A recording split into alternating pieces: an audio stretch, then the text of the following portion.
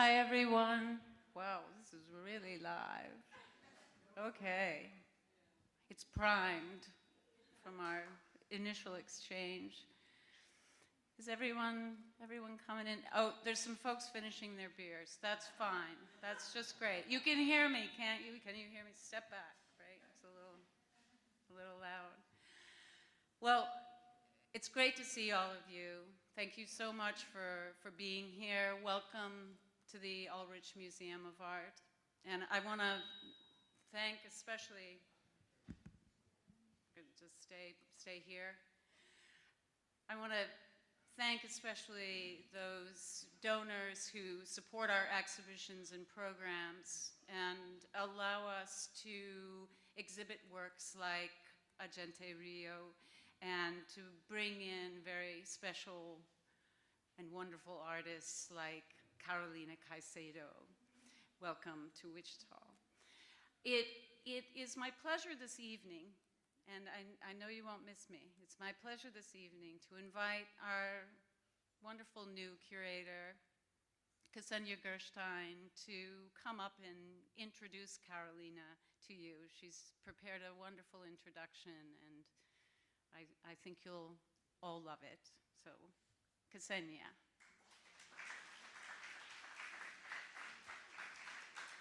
Hi, everyone. Can you hear me? Yes? All right. Okay. Thank you, Leslie. Thank you all for coming on a cold night.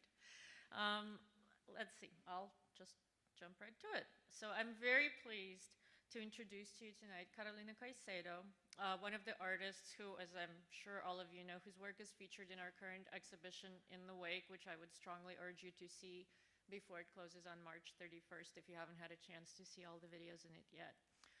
We feel very fortunate to welcome Carolina here in Wichita, which is just one stop in her very cosmopolitan artistic life. She has developed publicly engaged projects in Bogota, Quezon City, Toronto, Madrid, Sao Paulo, Lisbon, San Juan, New York, San Francisco, Paris, Tijuana, and London. I'm sure that's just among others.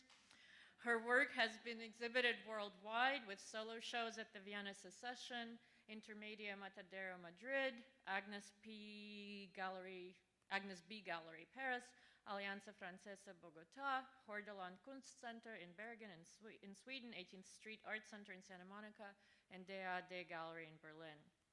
She has participated in an equally impressive array of international biennials, and I won't list all of them, there are just a lot of them.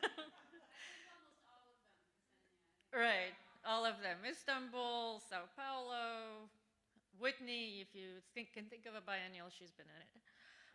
And she has received funding from Creative Capital, California Community Foundation, Los Angeles Department of Cultural Affairs, Harpo Foundation, Art Matters, Colombian Culture Ministry, Arts Council UK, and Prince Claus Fund. She grew up in Colombia and received her BFA there. She later received an MFA from the University of Southern California and currently resides in Los Angeles. Her practice, and this is where I'm sort of editorializing, but I hope you will agree with what I have to say. Her practice is remarkable, among other reasons, for the way it seamlessly intertwines art making with social and political activism. On the artistic side, she works across media, staging performances and creating sculptural installations, drawings, photographs, and videos, the video work we have here, for instance. On the activist side, she's deeply committed to documenting, participating in, and raising awareness about the struggles of people whose lives and livelihoods are closely connected to rivers and who are directly affected by the privatization of water as a resource by governments and corporations. As my colleagues here at the Ulrich pointed out yesterday, a sad reminder of the ongoing urgency of her work came very recently in the form of the Brumadinho dam disaster that took place in Brazil on January 25th when a mining tailings dam burst and killed almost 200 people and buried a number of communities under toxic sludge. And Carolina's piece on view here in Amsden talks about an earlier 2015 very similar disaster at the Bento Rodrigues Dam, also in Brazil. So today she'll be speaking to us about Be Damned, the larger long-term artistic and research project of which Gente Rio on view here is a part. Please help me to welcome Carolina Caycedo.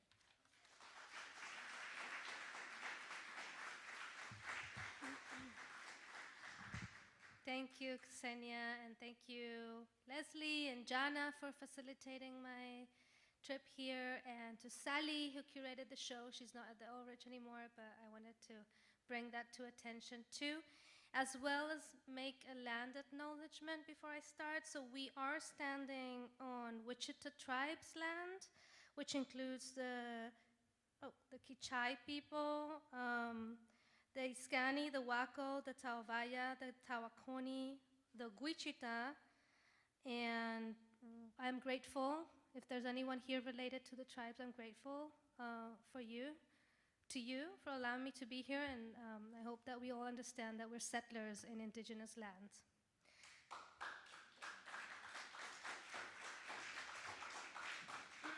So I'm going to speak about different works in the broader body of work that's called Be Damned, as Ksenia noted. And the name comes from playing. It's a language, play between the word to dam a river, which means to hold the flow of a river, but also to curse or to dam something now. So that's where the name of the project comes from.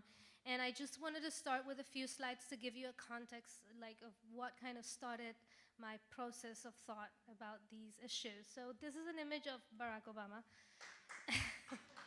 During his, it's a photo op he did at the Hoover Dam on the Colorado River while he was running for his second term.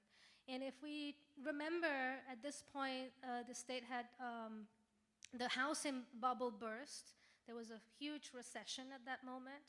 And just to understand how dams operate in the collective conscience of America, he makes the photo op to align himself with other presidents who were able to bring the United States out of huge recession too. So let's think about the New Deal that actually prompted all the construction of dams in the West, which actually Hoover Dam is part of. So, when he is taking this photo op, and I'm kind of trying to deconstruct the image, that's what we artists do, we construct and deconstruct images, is to understand that he's aligning himself with a number of presidents, sending a message that he can bring the America, the country out of this recession, and reminding the American community and the American society that this is a country of great feats, that has been able to master nature, that this is a feat of engineering. If we think about the Hoover Dam, what it represents in a consciousness, it represents the grandiose of this country, no?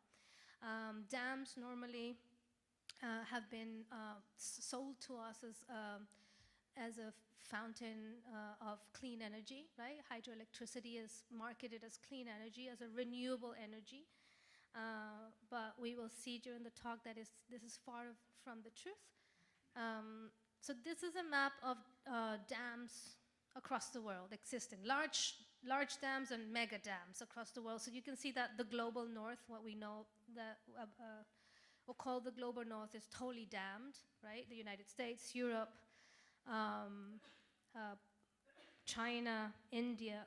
So countries, developed countries, or with a high level of development. But this is an exhibit of dams that are under construction or planned. So whatever is not dammed in this map is getting dammed, or is planned to get dammed. And let's focus on the American continent. So we have the north totally dammed, the south, the central and the South Americas getting completely dammed. But the United States at the same time, while this process of building all these infrastructure and dams in Latin America is happening, in the United States, this country is pioneering the decommissioning of dams, actually. The Elwha River in Washington State in the Pacific Northwest is the major restoration project in the world, with two very old dams that came down in the last 7 years, and the Salmon Run kind of finding its way, finding its way after 100 years back, up the river, whatnot. But what makes me think and what worries me is that while we are building all these dams in the south to produce all these megawatts of electricity. In the States, we are decommissioning all these dams, and with the interconnectivity that happens today and the transmission of electricity, now we have huge electric transmissions. Like actually in Colombia, for example, we export electricity to Ecuador all the way to Costa Rica and Central America. It makes me think if we're going to become the energetic slaves down in the south, you know, if we're going to become the energetic slaves of the north. We're certainly the carbon slaves already, right? Because we have the major forests that are like sucking all the carbon emissions that the north is producing. So we're certainly the carbon slaves, and with this pattern, it seems that we're on the way to becoming the energetic slaves too. So this is kind of the context where my project develops and my kind of train of thought, kind of where it sparks from.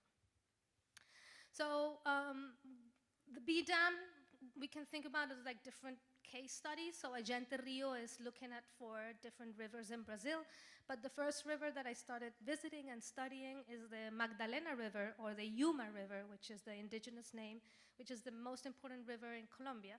It starts in the south, it's born in the south in the Andes mountain range, and it kind of cuts through the mountains and flows north until the Caribbean Sea. And I started visiting this river on the upper part of the river, southern Colombia, because in 2009 the construction of a mega dam started there, El Quimbo Dam. But historically this dam in Colombia is very important because it's the first dam constructed by transnational capital in the country.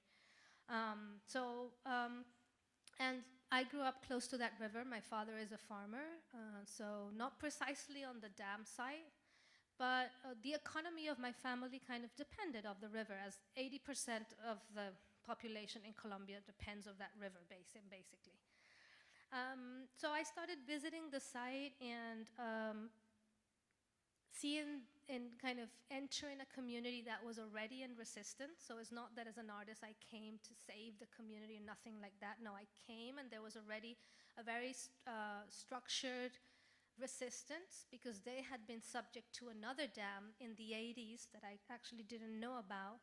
There's only 30 kilometers downstream of this new dam. So when you think about dams, and if you think about here, the Glen Canyon, Hoover Dam on the Colorado, and other dams, for example, now the Klamath River dams are coming down, the Snake River dams in the Pacific Northwest, there's a huge struggle to bring those dams down.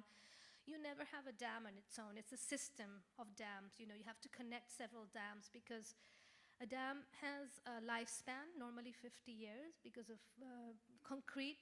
Normally they're built with concrete. There are other kinds of dams, but concrete has a lifespan. So, you know, we have an aging infrastructure in this country, but also because dams hold sediment. You know, the rivers naturally carry sediment. And these sediments starts to accumulate in the turbines, so they're not as effective and they don't produce as much as electricity as they initially would.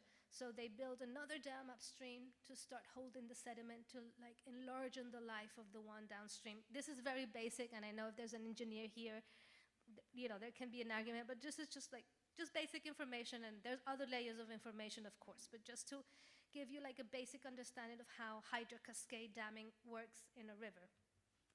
So this was the second dam to be built on the Magdalena River of a hydro cascade system that contemplates 19 dams on the river, which would be devastating, right? So I started to visit, and I come already to a very organized community who is resisting in many ways by blockading the construction site, suing the company, suing the government, suing the central government, but also the local government, and trying to find all the ways possible to stop this construction. It didn't happen. Eventually, the dam is in operation. It started producing electricity in 2015. But in 2014, when the construction was pretty advanced, I had the chance to kind of live there for half a year and offer a series of workshops to kind of increase the use of the body as a political tool. So in my first visits, what I saw is that people was already using their bodies as political tools by even putting it in front, you know, of the police, or put it in front of the construction workers to stop them entering the construction site. They were, when you don't have anything to lose, you put your body in front of it. You do whatever it takes to protect your livelihood, your river, the place you were born, the place you're connected to. So they were already using the body as a political tool. So I thought it would be interesting to facilitate a series of workshops, that you can see some images here, where we could reinforce the use of the body as a political tool, but understand that the body also has like this other creative output that could certainly merge with the political intentions in these gestures.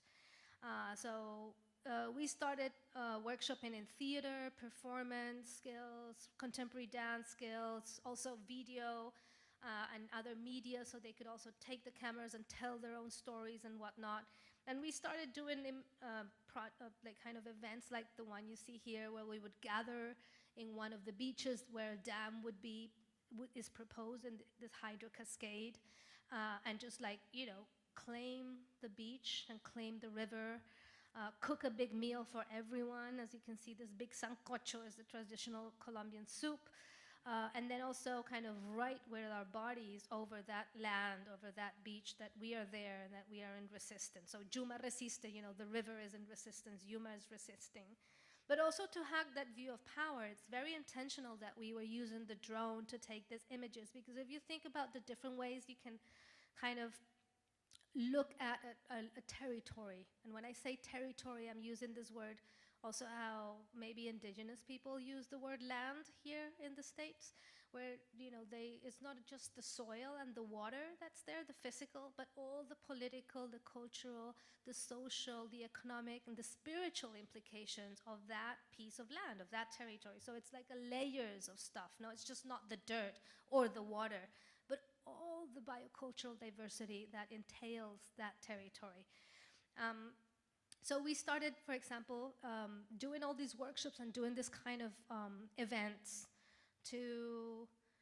Some of them had a more, kind of resistance tone, like this one, where we would kind of write with our bodies and use a drone to kind of hack that view of power. If you think about how corporations or governments look at lands, it's like a satellite view or a drone overflying. It's the military view, it's the bombarder view, right? It's the army.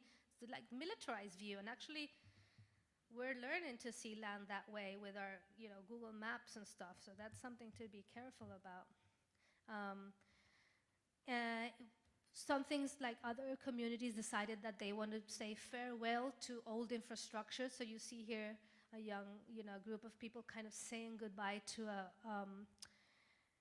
a bridge that would disappear under the flood of the reservoir. You can see here the towers actually of what is now the new bridge. So you can see the size of the reservoir. It's a huge dam. And we started doing this kind of activities, and also understand it's very interesting to see these images too after the years, because they've really become environmental memories of what used to be there and is not there anymore. Like this is a flooded beach, for example. All this forest was cut down. It was very sad. But we have this image that reminds us of what was there and what can be there again, If a dam comes up, it can always come down again, no? And out of doing these activities and these workshops, I started seeing also how elaborate and sophisticated certain gestures of the communities, that you will see that in Gente Rio. Actually, I have here a few stills, of embodied knowledge. So sometimes we think that knowledge can only be transmitted in academic settings like this one, but actually there is a whole other knowledge that we call accumulated knowledge. That's the knowledge that's been passed through generations. So for example, we all have accumulated knowledge. Our mother taught us how to cook a dish, for example. That is accumulated knowledge. You didn't learn it in the classroom, but it was passed from your grandmother to your mother to you, and you probably pass it on to your kids. That is accumulated knowledge that entails a memory muscle. And in communities, rural communities like this, that accumulated knowledge is always in relationship with the land or the water. So throwing a cast net, washing gold, just jumping into the river and swimming, that is accumulated knowledge that's actually embodied. It's like a knowledge that exists in the body. And to this set of like everyday gestures like this one, and you see it actually, I'm very reinforced that in the video a lot, like this woman who washes gold and in a very sophisticated way is kind of rotating her gold pan. They're showing the little gold pieces that actually they harvest from the river. Or this woman that's showing me how she uses her paddle, and that she constructed the paddle, and the paddle is actually in relationship to the size. So the paddles go up to the heart. It's amazing, right? So it's the size has to do, the correct paddle is the one that comes up to your heart. That's the correct paddle. So it's all in relationship to the body. So this set of everyday gestures that are repeated, that if we think about, they're kind of like daily choreography, to cast a net, to wash gold, to paddle down the river, to like bend yourself, to sow the ground. These gestures we call Geo Choreography. So it's a choreography totally intrinsic to the geography where you live in. So they're called Geo Choreographies. And ultimately, what worries me is that when corporations with extractive industries, mining corporations, hydroelectricity, if we think about them, they're extracting energy from the water. So all these extractive industries, they're not only extracting materials, what some people call resources, and I prefer to call common goods. They're not only extracting the common goods, they're actually extracting the embodied knowledge out of these bodies. Because when you have a river that's totally contaminated because a dam broke, or that is totally flooded because a dam flooded, your territory, you stop fishing. You stop embodying that knowledge. So ultimately, what is extracted also is the knowledge out of these bodies and the gestures that are embodying this knowledge. In all of these visits and whatnot, I've had a chance to speak to a wonderful array of people, amazing women, and one of these women is called Zoila. She's affected by the Quimbo Dam in Colombia. And in one of those interviews, she told me that when she went out to protest, she would always carry a Colombian flag, but upside down. And any of you who have been to protests have probably seen that gesture. You carry the American flag or whatever country you're protesting in upside down to express not that you're against the nation or the idea of, of a community, that is attached to this land, but you're against the government who is like administering, the common goods precisely. So she said, I would also carry, when I go out in protest, I carry the flag upside down. And I was like, oh, I love this gesture. I need to incorporate it in the video somehow, because I need to protest too through my work. So I kind of just like flipped the river image upside down, and that opened for me a range of formal possibilities that I hadn't thought before. For example, and just like in the theoretical, conceptual way, a river that flows upwards can never be dammed, for example, no? But it also started to show me how colonized my gaze was too. I was trained as an artist in in Colombia, but we studied Western art, patriarchy system. And we're taught in the art world, that we have like two basic formats, the portrait format, right? And the landscape format, where we can see here all over around us, the landscape format. But the landscape format, if you think about it, you're kind of looking and framing landscape through this window, but you're positioning yourself outside of nature. You're just an observer, right? And that's totally a big problem, because that putting yourself outside of nature, that falls into the Western train of thought and rationalism, Western way of thought, has actually detached all our activity, human activity, from things that we're actually totally attached to. We're not outside of nature. We're totally embedded in nature. We're not separated. And what landscape does, and we can say that art historically has been complicit in this colonizing and kind of gaze, and control and trying to control everything, has taught us, like in the academy, they teach you that if you're filming a river, it should go right to left. Or if you're filming a waterfall, the water should fall from the top of the frame to the lower part of the frame. And you're taught all these things in the academy. And suddenly you understand that you've been complicit of all these, through the gaze and through portraying nature or landscape in nature, whatever you call it. So part of that process of flipping the river image, around, kind of unchained all this thought process of unlearning too. Like, how do I unlearn this colonizing gaze? How do I decolonize my gaze? How do I start portraying maybe a river instead of trying to capture it through landscape? Understand, and this are clips from the video. That's why you see parts of the video that are actually like the river is flipped around, or there's like kaleidoscopic intervention, trying to bring the cinematic language to this process of thought, of unlearning landscape as part of a colonizing framework that I'm not interested in participating anymore. And so what I started to think, and then this is also corroborated by my conversations and learning from being, with the communities in resistance, is that rivers, stones, forests, minerals, gold, ore, oil, fish, parrots, are social agents. They have an agency. They have a physical and they have a spiritual agency, which normally the Western train of thought doesn't acknowledge.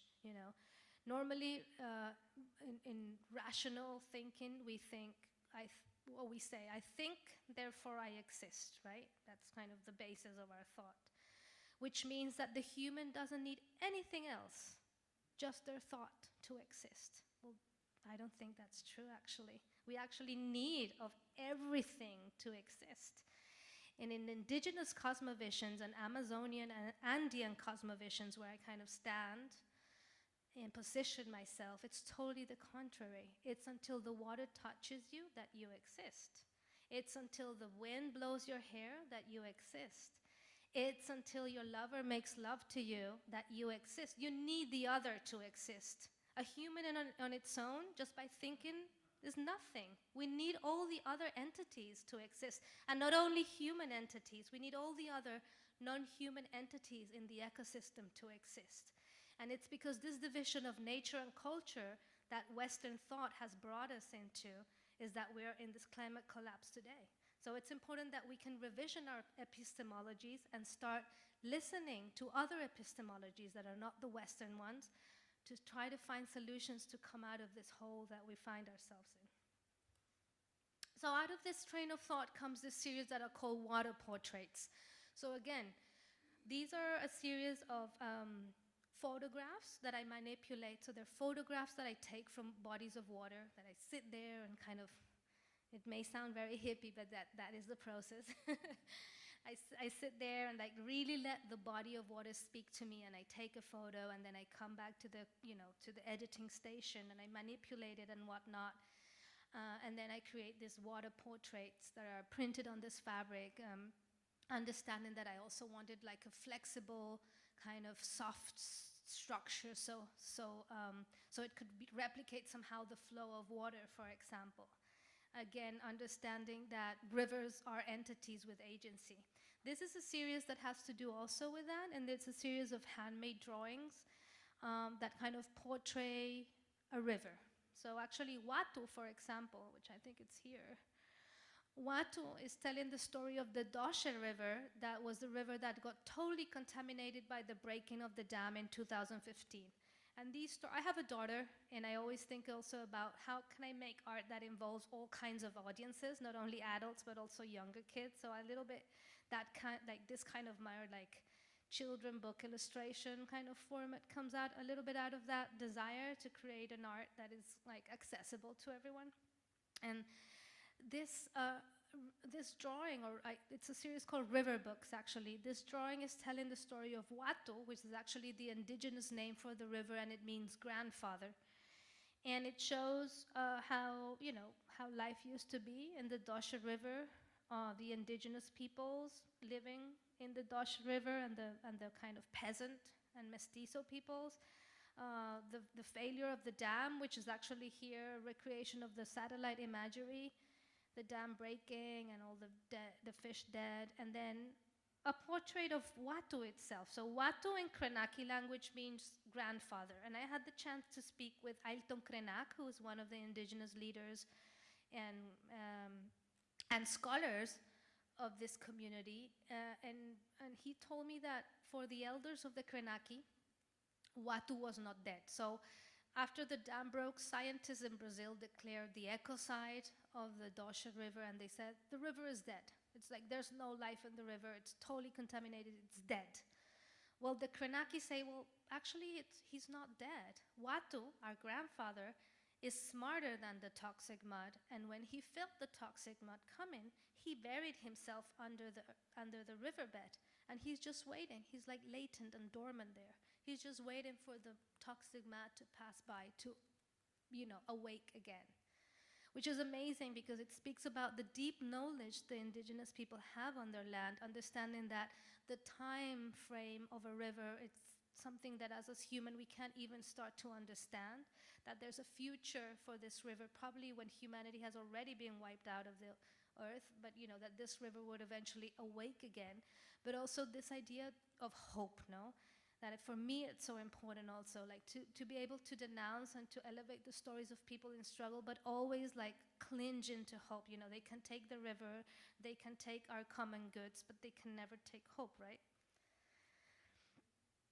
And this is actually, I show it because it was produced at the same time. So this drawing, the video that you have in show here, and this piece, that it kind of all make part of this water portrait idea, right, of the rivers as entities, were produced at the same time during my stance in Brazil in 2016. And this is actually mixing, or kind of, it's a photo montage of different satellite imageries, putting again the same rivers that I put in context, like in relationship in the video. So the Itaipu Dam, the Xingu Dam, the Belo Monte Dam on the Xingu River, and the breaking of the Bento Rodriguez Dam. So using what is supposed to be like cartographic images, satellite images, normally, are presented to clarify something to us, right? Or to provide clear information about a piece of land. And what I was trying to do here is to subvert actually the use of cartographic and satellite images by presenting actually a layered and more complex view of what's happening in Brazil, or what was happening at that point and continues to happen actually, is that, well, the mining energy model is a dictatorial model, no? So this is called Gente Rio 2, this Watu drawing, and the video you have here in show are kind of produced at the same time. And they're all talking about the same thing, but I wanted to show you kind of the different outputs of the same train of thought. And this was actually produced also during that time, and it was a solidarity gesture or collective performance to mark the 1 year of the breaking of the dam. And I couldn't be in the town where it broke. I had visited and my friends were there, and they were already putting a big march and protest. But I was in Sao Paulo, but I still wanted to support, to kind of bring attention to that year, to be able to sign and to like point out to the perpetrators of this environmental crime. So again, we use our bodies to elevate the message that they are giving, which is Aguas para a Vida, which is actually, it's been used here too, and it seems to be like a continental cry, water is life. That's what it means. And this was actually the kind of the cry, and also the I don't like to call it slogan, but the message that the whole Dakota Access Pipeline camp that we had here in the States, probably the most important protest that has happened in the recent history of the States, that was the message. Water is life, Mini Wikoni. Out of that process too, so far we've seen different kind of outputs of my work. You can see that I work closely with communities. I also do works in the studio like this one, no? And out of that visits, I like to, or field work, I like to call it like more spiritual field work, because it's not about field work in a scientific way that I go and collect information and I try to keep a separation of my subject of study. Totally the contrary. I want to get totally immersed and build a relationship and a friendship with the people I visit, no? And out of those field visits, a lot of people, I started to collect fishing nets that a lot of people had ceased to use precisely because they didn't have a river to use them anymore. And I started collecting them and kind of play with them in the studio. And out of that came all this series, they're called the cosmoatarrayas or cosmonets, thinking about how nets are kind of a universe for each fisher folk. You know, when you have a net, that becomes your universe, you know, that provides you the food, your livelihood. It's probably inherited from your family or somebody very dear to you weaved it for you. It's something you use every day, you know? So that's where the name comes from. And the cosmonets, I think, in a way, for example, you would never see this work printed in excellent paper and framed into a museum. There's no interest for me to translate the work I do with the community in this sense of like collective interventions or whatnot into the white cube. I don't think it makes sense to try to translate this kind of more performatic, you know, interventions in public space into the white cube. I mean, we can do it out of the museum, but to try to print it and like frame it is not my interest. But of course, when I come to the studio and I have all these materials and train of thoughts, things come out of that, no? And I think the fishing nets are really a point where the work I do with the community and the work I do in the studio really collide. And these actually were shown in Sao Paulo at the same time, and I don't know how I was so productive during those months, I don't know, but they worked very hard. But then these were presented at the same time that a Gente Rio, than the mural you saw before, and they are actually fishing nets I collected during the visits to Brazil, actually that I commissioned to people. Like one of the best stories is this one. So I was in the Xingu River where a bunch of people had been expulsed of their territory or displaced from their territory by the dam. And one of them is actually in the video, a fisher folk. His name is skipping right now. It will come to me. But he used to be an everyday fisherman in the Xingu River. After he was displaced by the dam, with the money he got from the compensation, by the way, very little compensation. That's why they say hydroelectricity is cheap, because they never, you know, really pay the real costs of socio-environmental impacts. He bought a land far from the river because he couldn't stand living close to the river and not being able to do what he did every day, was to fish. Because one of the consequences of building a huge dam is that all the fish die. So he moved, and I was like, well, Don Elio, yes, tell me your story. He told me your story. He's the guy that says Xingu is masculino, Amazonas is femenino, Amazon is feminine, Tapajós is masculine. He was telling me like the different genders of the river, actually. And I asked him if he would weave a net for me. And he said, well, I don't know. I haven't weaved a net for 2 years since I got displaced. And I said, please, Don Elio, weave a net for me. It's very important, actually, that you weave again, because this is a knowledge that if you don't keep alive and you don't pass to someone, it will die with you.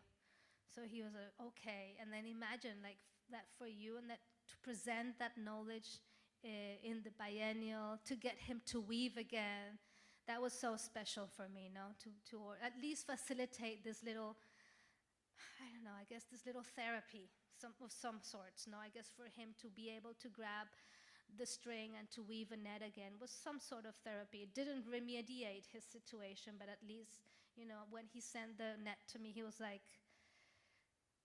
that, he expressed how happy he had felt of weaving again, that he actually, after he finished the net, I commissioned to him and he sent it to me. He continued to weave other nets for sale. So that for me was like, well, that was like the best part of the exhibition, really, that to get the people who normally are doing things to start operating again in the way they I think that's the best part of, like, the real resistance is that, Anyways, but the cosmonets I just show you quickly because I think we also want to leave some times for question and answer. I consider them kind of sculptures, of course. And I also consider them somehow like visual spells in a way, If you think about the political climate we live in, sometimes I don't have another explanation that we're under a spell, like an authoritarian spell. Like, how are we here in this moment? Like some sort of black magic happened or something happened, because like sometimes there's no other explanation, and more in a country like the United States, where you can actually make opposition without the fear of getting killed, like in my country, for example. So I think that from the arts, we can use all the tools we have, and like if we have to make visual spells, we make them too.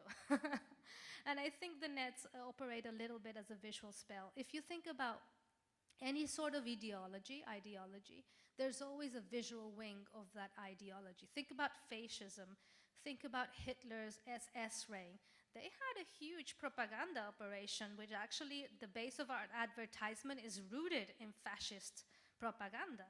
You know, so the visuals that accompany any kind of ideology are very strong. And that's why we get lied all the time. That's why, for example, we think about a dam as like, whoa, yes, the maximum, you know, our country, so many big dams, we're so good, when actually they are representing totally the contrary.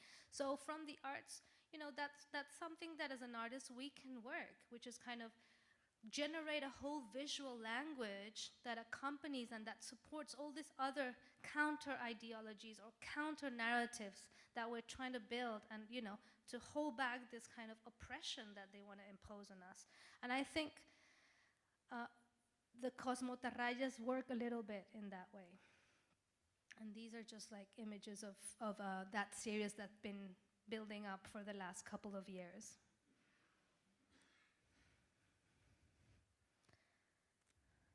This is what you see when you look from below.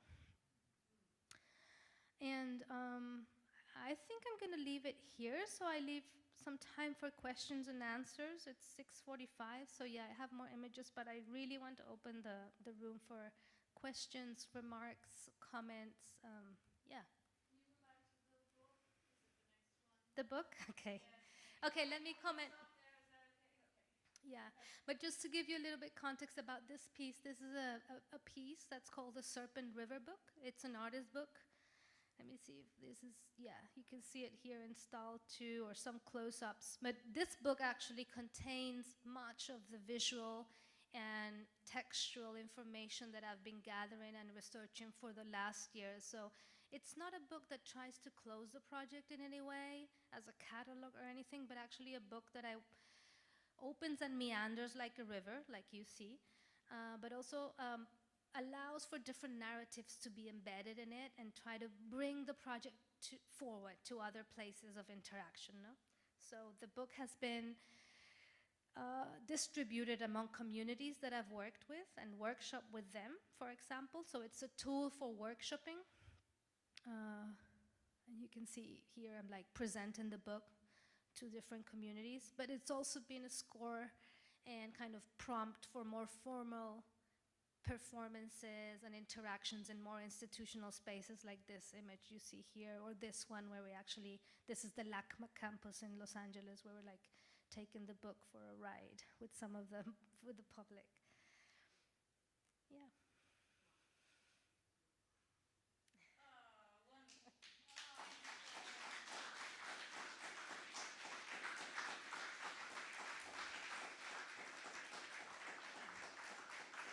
Thank you. So, yeah, I'm happy. I don't know if there's a mic in the public, but we can also take this out. Yeah. So if there's anyone who wants to ask, yes. The net that you had commissioned, can you show that to us? Are you okay? Please. Oh, did you? You heard me, didn't you? Well, the net that you had commissioned from the fellow who no longer, he did not hang.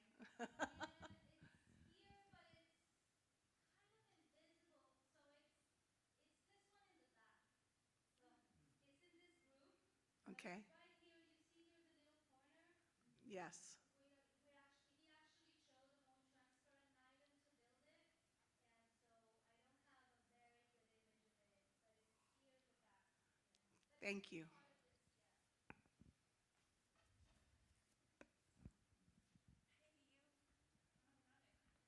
Part of this, yeah. Hello, thank you. Thank you for sharing with us, and I especially appreciated your recognition of the people who were here before us.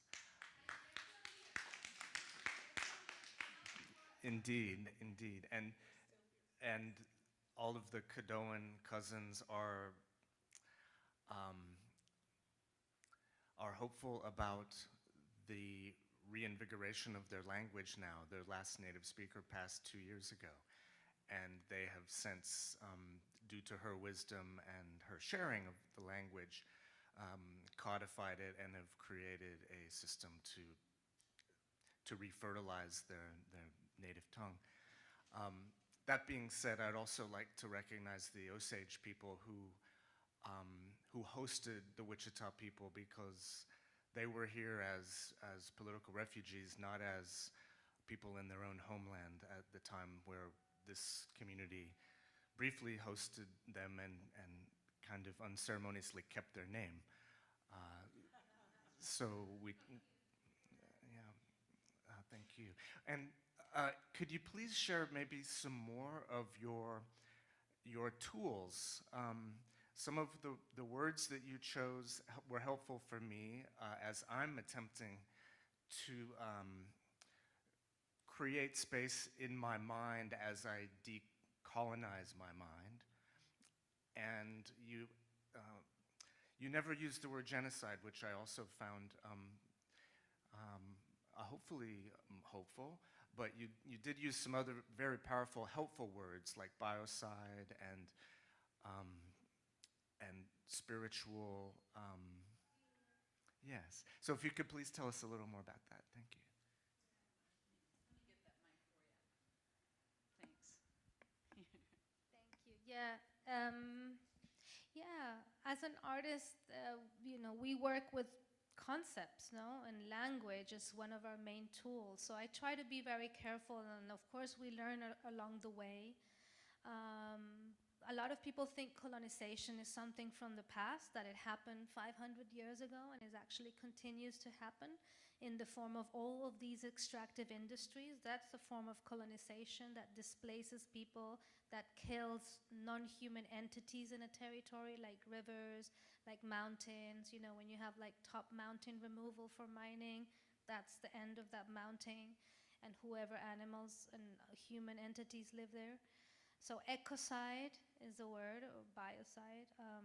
I like to use biocultural diversity to word and phrase that idea that for me nature and culture is not something that is separate. So we cannot only talk about biodiversity, but biocultural diversity, and then in that way we understand that that ecosystem entails humans too. So for example, the American way of conservation is to kick all the humans out of a natural park and then, oh, we did a good job. Well, no, actually not so much. Let's rethink that, because it's actually the human in relationship with a non-human that has had, that brings health to that territory,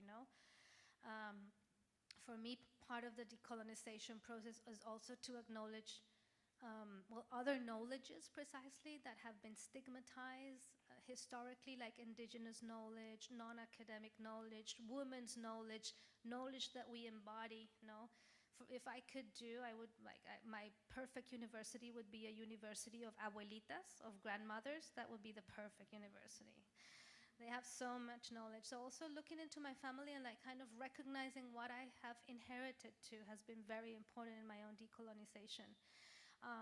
To stop speaking about natural disasters and start speaking about environmental crime, for example, because that way you can point to the perpetrators. And also understand that nature has not only been a scenario of violence, but has been a victim of violence too, and a prize of these violences, So if nature has been a victim of violence, we need to repair her too. The same way that communities are being repaired or being compensated, how are we going to repair nature? And how are we going to hold the perpetrators accountable of that violence against nature to repair her? And when I say her, it's all the relationships that ecosystem entails, not just the forest on its own with just trees and nothing else, But actually that biocultural diversity that exists in that land, no? So I don't know if that helped a little bit. Yeah.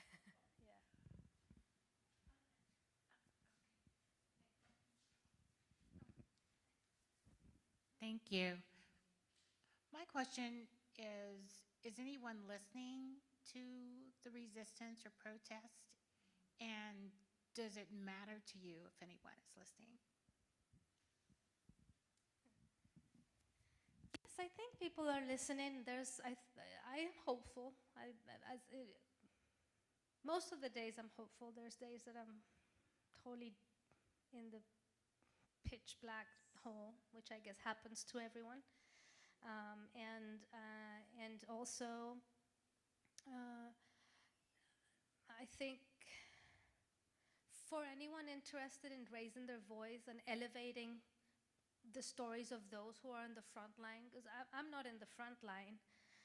I'm just an artist who is elevating the stories of people who are in the front line and are actually getting killed, or putting their bodies in the front line, losing their territories and their livelihoods. So I think, yes, people are being listened. I think, for example, artistic institutions are, opening up. Hopefully it's just not like an environmental turn, like we've had in other turns in the art world. But I think because this subject matter is so pressing right now, I think people are more and more listening. And I think there's an awakening of sorts for sure. Also because the struggles and the political organization of indigenous groups, Afro groups, Latino groups, environmental groups have become more mature and solid too. So, you can see how that growth has started to kind of reap. For example, the coming down of the Elwha dams was spearheaded by the Lower Clallam tribe, out of a whole process of self-determination. So they got heard. They had to work very hard for a couple of decades, but they were heard. So this is not a quick battle, it's a long haul battle. And I think also we have to learn to not hold ourselves or measure ourselves in corporative measurements. So for example, a lot of people say, but what you do, how many people in the Ulrich saw that video? I don't know, maybe 100. I don't know. I don't know how many people passed through the museum, maybe more. But it doesn't matter. Like sometimes because we live in a corporation, in a corporative set of mind, we think that if it's not 1,000 people that went out to the protest, if it wasn't like an immediate legal win, then it's not worth it. Well, no, remember that a garden starts with a seed. So we need to keep on planting those seeds, and every little action is important. And as human and as people with privilege that we live here in the North, we can take everyday decisions that can build up to this awakening too. So I think we can all share some responsibility, but we cannot hold or measure ourselves in corporative measurements, because then that's not productive. That will that stalls us and halts us from moving. And we need to move, even if it's a little centimeter each day. That's important.